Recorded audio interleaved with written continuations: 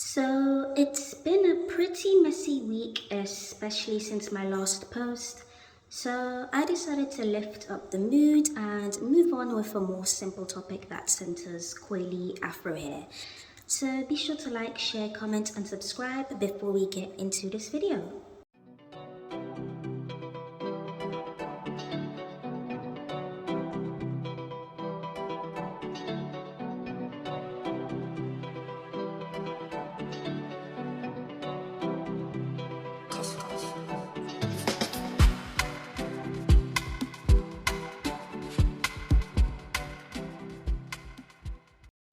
So this is just a simple video where I talk about some simple stuff I do for my hair. Not sure if this will be helpful, but whatever I'm doing has stopped me being bald and has kept my hair nice and thick. So here we go. So one thing I do is I accept how my hair is. I am at peace with my hair texture and what it can do and what it can't do. I talk about hair acceptance in one of my early videos called Beginner's Pack to Loving Type 4 Hair. Check it out if you like, but so many people underestimate the power of self-acceptance when it comes to afro hair. It will actually make hair care easier because it stops you from doing silly, harmful stuff like trying to change your hair texture and all. So accepting your hair texture is key. Another thing I do is I don't complicate things when it comes to buying hair products. I notice a lot of people with afro hair end up doing this where they feel the need to buy a certain brand of hair products, or if not, they feel the need to always try whatever new hair product that comes out as long as it is marketed to them. I don't know. I'm just not hung up on these things. I'm not scared to buy cheap hair products. I've bought brands like Alberto Balsam, I think that's how it's pronounced, and Mai shampoos and conditioners. I'm not picky. I will often buy cheap shampoos and conditioners in Poundland. It's no big deal to me. I've just finished using this product called Major Moisture last month. I recently bought an Aussie hair care set. It costs more than what I usually get, but it does work well with my hair. Just to say, I'm not advertising for any brands, this is just me speaking about what I've used. But yeah, I don't complicate things when buying hair products. I keep it simple and I often just get a shampoo and conditioner. Rarely I buy a hair mask since I make my own. I feel like a lot of people who look for this stuff think it's supposed to fix their hair and all, when the whole point of shampoos and conditioners is to clean hair and the scalp. Anything else you're looking for is basically extra effort you put in. I buy these products mainly to just clean my hair.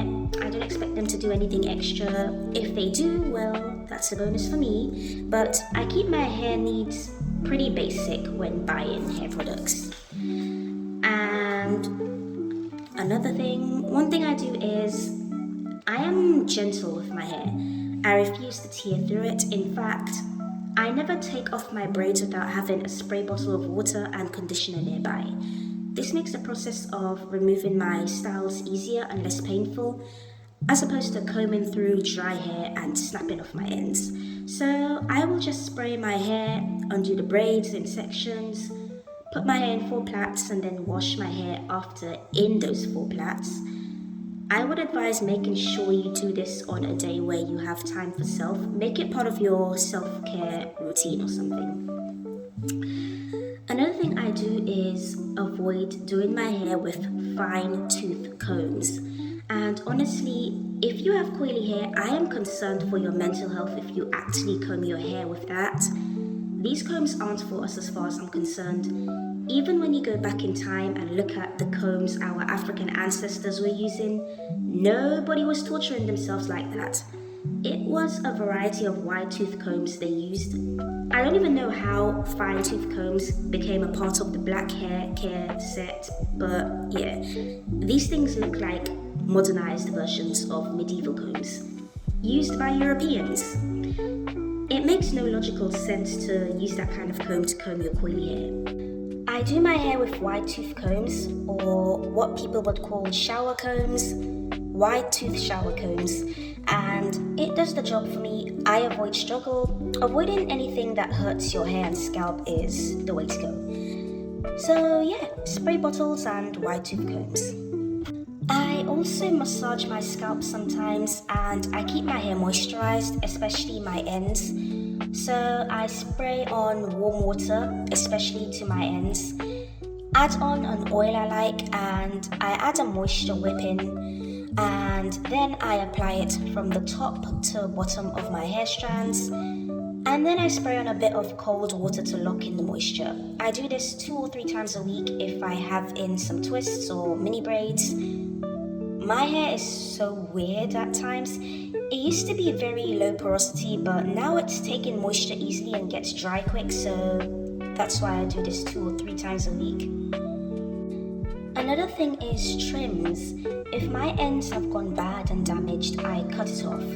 I have no interest in keeping them. They tangle bad and make my hair days horrible, so I cut off damaged ends and split ends easily. I mean, what's the point of length if the ends are unhealthily transparent? I don't like my ends looking like a hologram, so yeah. I know it sounds unbelievable, but I used to have hair that was much finer, but I didn't like it for myself, so I started incorporating amla oil in my hair care routine. I bought it in Raz Cosmetics the first time I used it. You can also buy the oil in Superdrug for about £4. Amla actually darkens and thickens the hair. A lot of Indian people use it. When I started using it, I got darker and thicker hair, and I like how it is now. I like having raven black, thick, coily hair. I like the huge jet black hair on me. I feel like my hair is getting to its full divine potential whenever I see it now, and I'm happy. So yeah, I use amla oil. This might sound obvious, but I'll still say it. Please wash your bonnets and silk head ties. They pick up the oils and greases from your hair, and if you keep it, you sleep in it for days and it will irritate your skin and your scalp. That's probably why you're itching and breaking out. Wash your pillowcase too.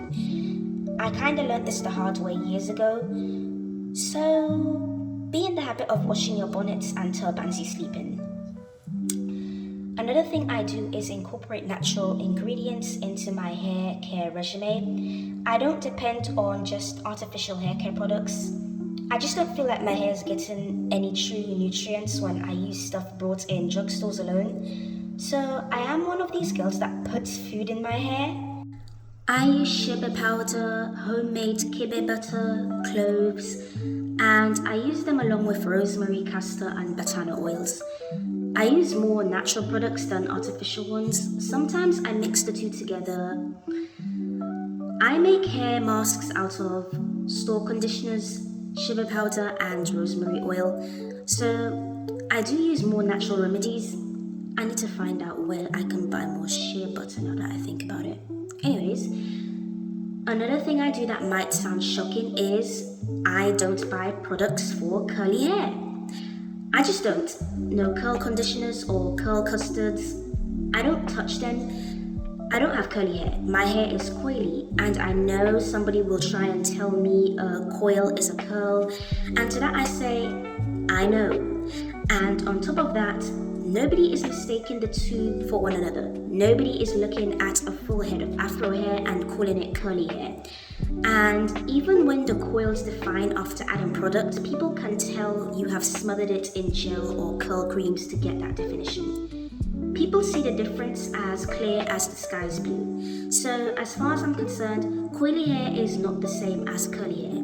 Even when you look at my compilation videos that I put up here, the women I show in them always have type 4 hair, often 4B and 4C, because that is a reflection of my hair's coil pattern, and I feel like the tighter your coil, the smaller your representation. So I try to be that representation. Most compilation videos I see for black girls and women have people with type 3 hair and maybe a type 4A girl to seem inclusive.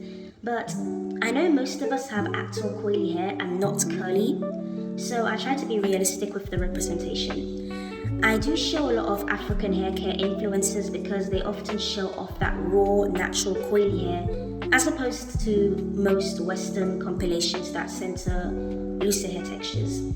That's just what I've seen and how I've chosen to react to it. And I know I waffled on with this, but I don't think coily hair is curly hair, and that's why I don't buy curling products. I don't even buy the ones that say they are for curly and coily hair. I feel like for these products, coily hair was an afterthought and they just slapped it in after curly. I think whatever is in the product will cater to curly hair more. I'll pay attention when some products start being coil centered. Black people by large, from my day in and day out visual observation, do not have curly hair. Rarely they do, but not often. And as a coily haired girl, I don't buy curl products. And another thing is, I avoid gel. I don't put gel in my hair. I think it will just thin my hair out, and I already worked for thick hair and I can't go back. So gel is a no-go for me. Anyway, I swear last time I used gel my edges started reversing. So I avoid gels. But yeah, that's it.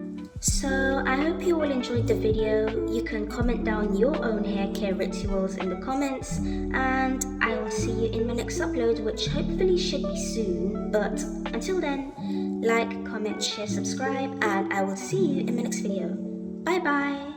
This is why 4C hair representation matters. But also I want you guys to see, like, you guys that have been on live, you've seen me put how much water on this, because people are like, oh, just put more water, put more water.